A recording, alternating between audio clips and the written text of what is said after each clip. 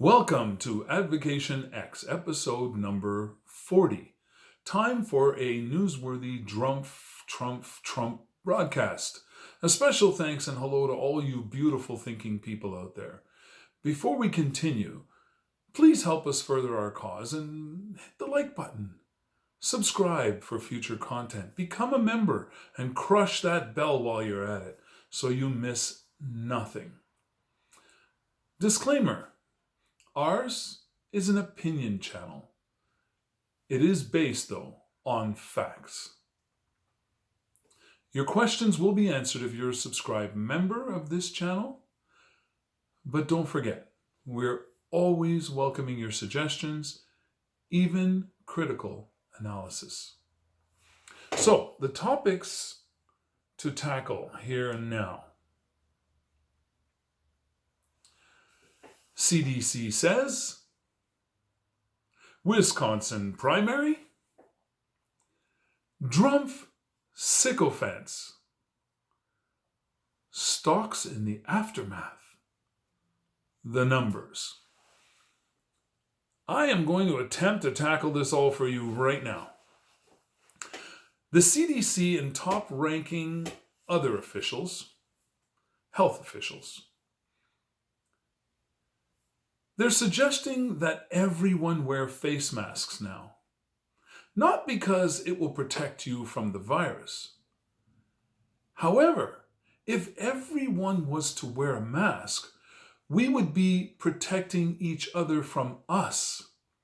And therefore, any of us that may or may not be affected would not be spreading the disease throughout our travels. So, if everybody wore a mask, it would be a benefit and perhaps help end this thing quite quickly and efficiently. But, guess who will not wear one? Guess who's declared that they will not wear one? You guessed it. You are correct. Donald J. Drumph. Is this one of those do as I say but not as I do things? I fear it may be. So, moving on. The Wisconsin primary was forced through the courts to go on despite the physical distancing rules that have been put in place. The whole primary could have been done by mail-in ballot, as could any of the future elections that need to be taken care of. So the judgment by the Supreme Court to allow the congregating of people for the purpose of this election, barring the option of a mail-in ballot, in my opinion, was just asinine. It made no sense. The only reason this was even fought in court is because there's another upcoming election for a Supreme Court justice that certain individuals did not want to miss out on. And remember, if you can discourage people from going to the ballot, there's a good chance that the Trump side of things wins. So the more they suppress the vote by any means necessary, the greater their chance of actually succeeding at each and every ballot that comes on the ticket. So, let's move on. We all know what a sycophant is. So, let's talk a little bit about Drumph sycophants. Now, they all made a truckload of money once they learned the impending doom of this super bad cold illness. Some of them went running out to sell a bunch of stocks that they knew were going to crash.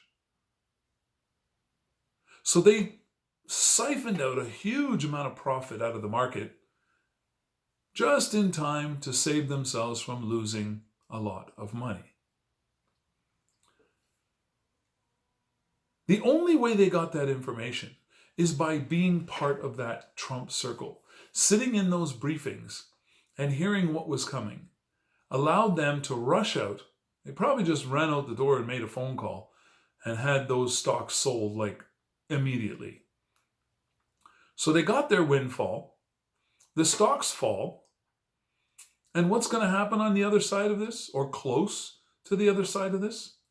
They'll get the tip-off. They'll reinvest tons of money at low cost for all the stocks they're looking at. And they'll make a boatload of money on the other side of the hill. This super bad cold illness is going to be a financial boon for many of those who are probably rooting for this illness to take the stock market down to its bare bones. Moving on.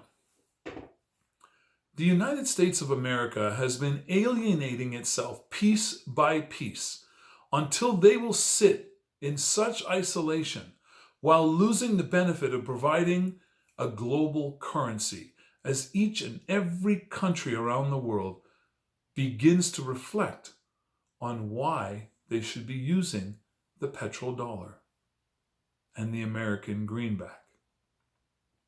There are already rumors that some of the top producing countries in the world are ready to drop the petrodollar and the American greenback. Some are even talking about a gold standard coming back into play. We know what happens when people talk gold standard. Could we be entering into a horrible new era of wars? You tell me. Let me move on right now to the super bad cold illness and the world numbers. The total worldwide right now sits at 1,780,314. The active cases around the world are sitting at 1,267,456. All these numbers are give or take 1,000 here or there as things change minute to minute. The death toll is at 108,827, or 6.11% of total cases. That's not a flu. That's not a 0.2%. That's 6.11% of total cases are being resolved in the passing of someone's loved one. In the recoveries, they're at 404,032, or 22.69% of total cases. That leaves approximately 71% of cases unresolved. If you do the math, the carnage is devastating. It's a statistic that is mind-boggling when you look at the numbers of people that are potentially going to lose their lives while this progresses. So let me move on to the U.S. numbers. The U.S. numbers are a total of 532,879. Active cases are 481,849. The death toll is 20,577. And the recoveries are at 30,453. Now, you can all have your own take on this, but in my opinion, those numbers are a very grim reminder of the fact that the people losing their lives are not very far off the recoveries. You would hope to see the recoveries being approximately 10 to 20 times that of the deaths. But that's not the case here.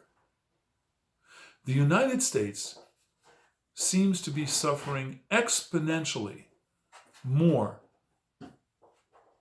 than many, many other countries in the world.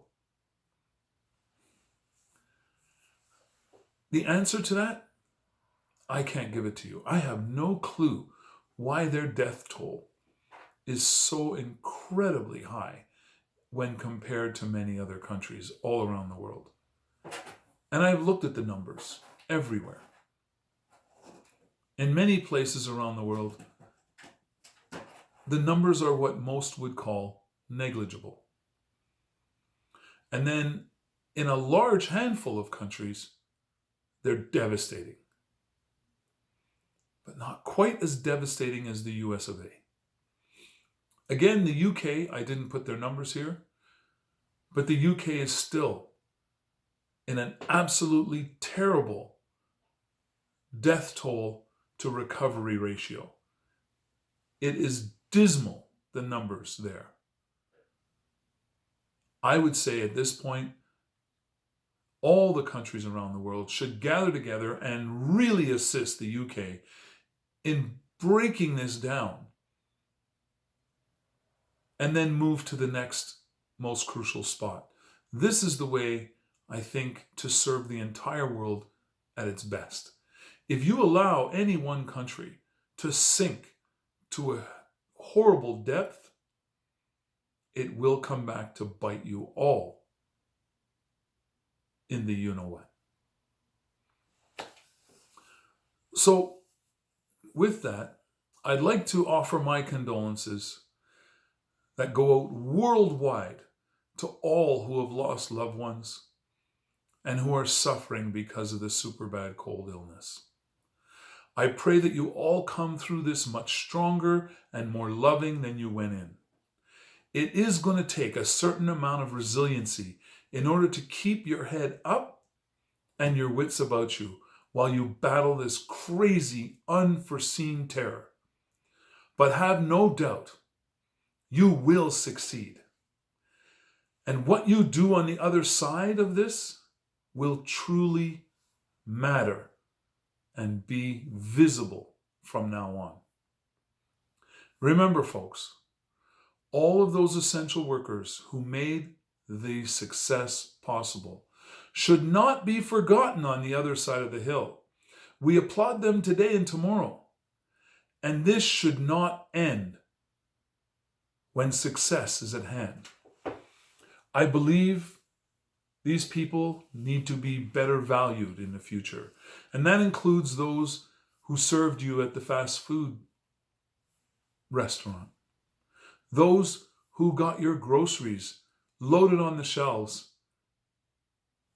and cashed you out at the end. They exposed themselves to so many people.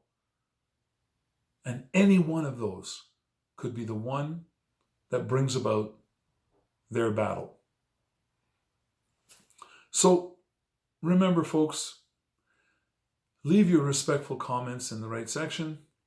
Don't forget to hit the like button, subscribe for growing content, become a member, and crush that bell so you miss nothing going forward. Once again, I have to say, never give up and never give in. But please keep an open mind and do your research, because why? Knowledge is power. Gain that knowledge and maintain your power. So once again, thank you very much for joining us here on this channel, and we hope to see you often and regularly. Thank you. Till next time, please be safe, stay healthy, and do your best to stay happy.